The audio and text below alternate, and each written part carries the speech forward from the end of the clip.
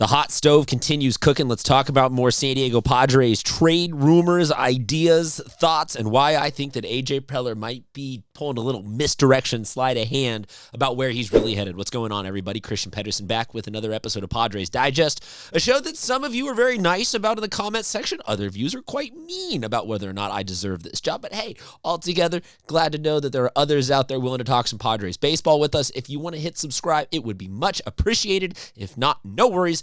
I'm going to be here talking baseball all season long, no matter what. The guy that I showed you at the beginning of that video is Taylor Ward. He is an Angels outfielder, a right-handed hitter on an expiring contract, and somebody that I think has not been talked about enough as a potential fit for the San Diego Padres.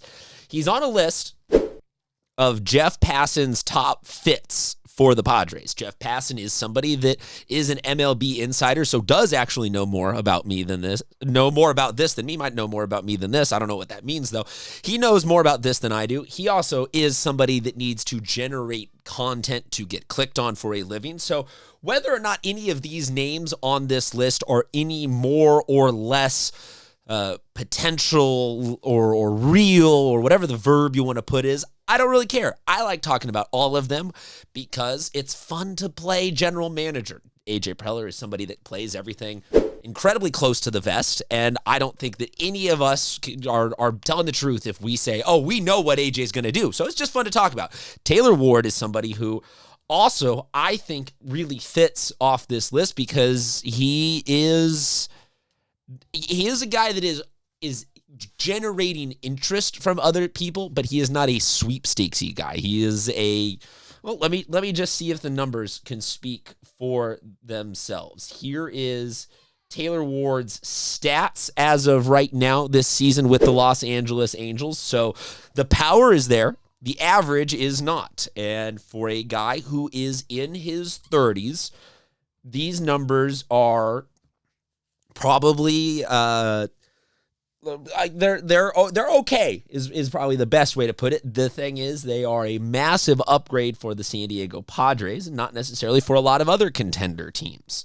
So that leaves me, why I'm kind of thinking my thesis here is that this could be the dark horse trade.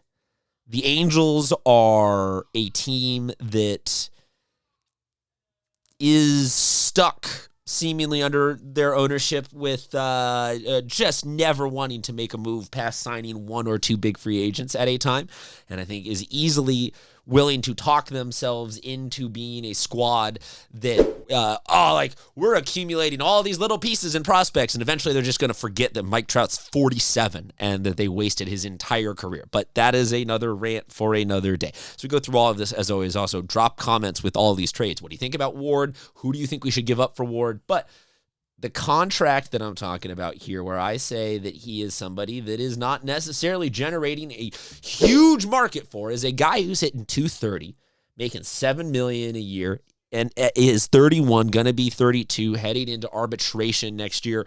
Like the market is not necessarily primed for this dude. So I don't know if this is medium in, medium out, like some of you guys have liked to talk about, but I think that this could be like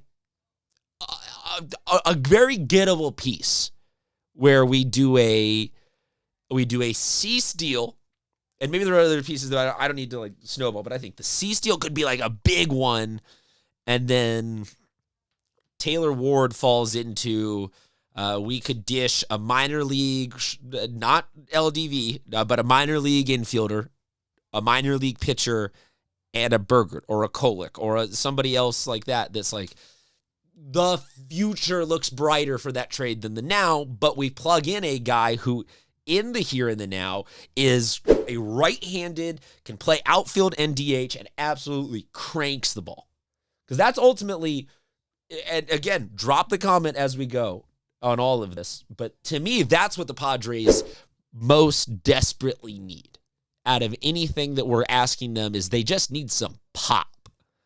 And you guys can take that a million different ways and say, like, 230 with a great slugging percentage isn't the right usage of pop there. But I think that really ultimately, like, Zan's this is the summer of Zan, and I got to keep crediting DSG so you guys don't come after me in the comment section. But the summer of Zan is happening, and Merrill's going to level out, and Tatis and Machado are going to each end around 300 in a rut. So see what I'm saying? Like, we got 6 or 7 guys who are really hitting. Sheets is hitting 260. So if you look at it, it's we're down to Cronenworth isn't hitting very well.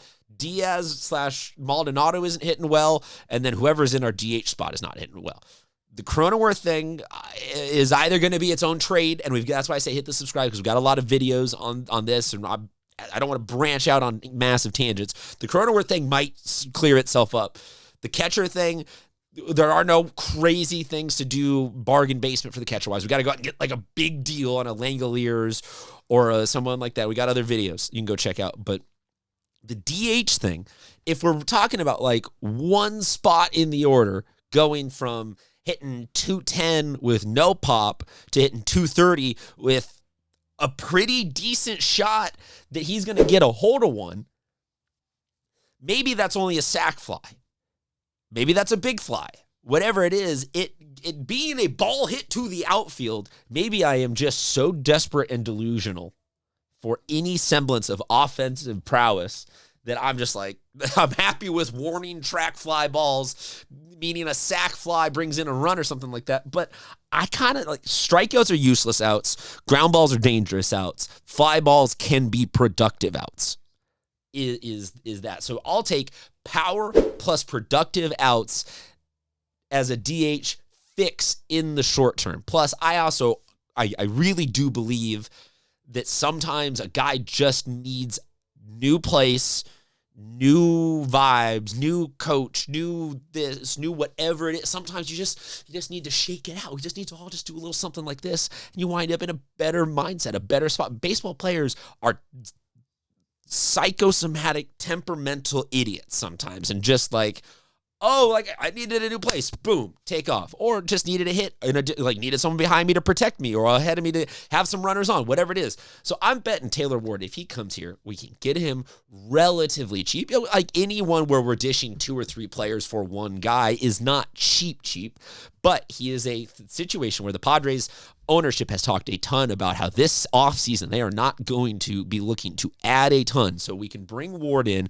We can say, hey, we're gonna lowball you on arbitration. Go ahead, go do the free agency thing, man. Thanks for 4 months of service. Yada yada yada. Like that does not have to be a long-term commitment, but it is a piece that I think also there are not a ton of other people like nipping at the bud there to get him from the Angels. So it's somebody that will hypothetically be available, I think, until the last minute. And it would not surprise me if AJ could come in and really strong arm something there where we end up with a decent upgrade at catcher, a decent upgrade like War. Like in aggregate, we add a couple of small pieces and then can, boom, still make a C splash somewhere and move that to make in aggregate, we end up with 2 or 3 pieces that okay, we'll throw all this at the wall, see what sticks. But in throwing all of those things at the wall to see what sticks, I have talked myself into this because I've done so many of these trade videos now because I'm addicted to talking about different solutions for the Padres, but I like the thought of adding double-digit home run pop to a squad that already is like we're doing okay. Because I will remind everybody, for as doom and gloom as it is, this is where we're at. We're 4.5 back of the Dodgers in the West. In a couple weeks, we're going to play the Dodgers. So as long as we stay within 5 back, we're in striking distance to still be in the winning of the NL West conversation as the season closes out, let alone the wild card. So we are a playoff team. And I think that, yes, there are all sorts of ways to spin it where we have so much talent, we shouldn't just be scraping by. Okay, whatever. I think that we are a team that is built for moderate success in the playoffs right now. But if we add a little bit of pop like this, plus some of our pitching's coming back, and we get Michael King, I don't know. I still think the outlook is very sunny for the San Diego Padres. And a trade for someone like Taylor Ward could make it even better. Let me know what you think on this trade, on all the other trades. Who else do you want to talk about before we head into the actual deadline and get to just go ahead and critique all of AJ's moves? Let us know. And like I said at the beginning, if you could hit the subscribe button, it would be much appreciated. If not, no worries. Talk to you guys soon.